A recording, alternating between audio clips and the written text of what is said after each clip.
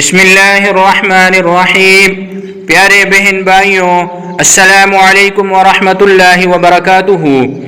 آج ہم اس ویڈیو میں بات کریں گے خواب میں سرخ، سبز یا کالی مرچ کو دیکھنے کے حوالے سے۔ خواب کے اندر مرچ دیکھنے کی مختلف صورتیں اور اس کی مختلف تعبیریں ہیں۔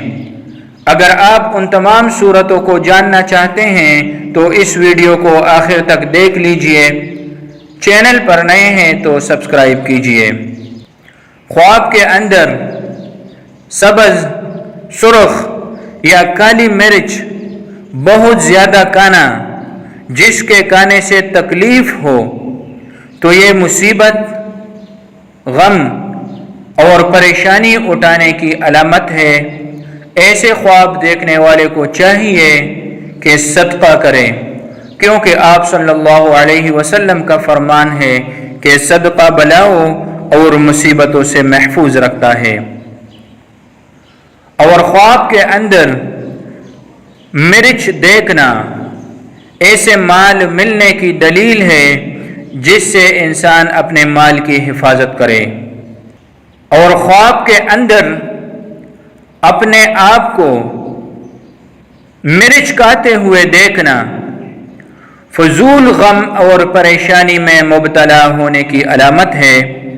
اور بعض علماء معبرین فرماتے ہیں کہ مشقت کے ساتھ مال ملنے کی علامت اور دلیل ہے۔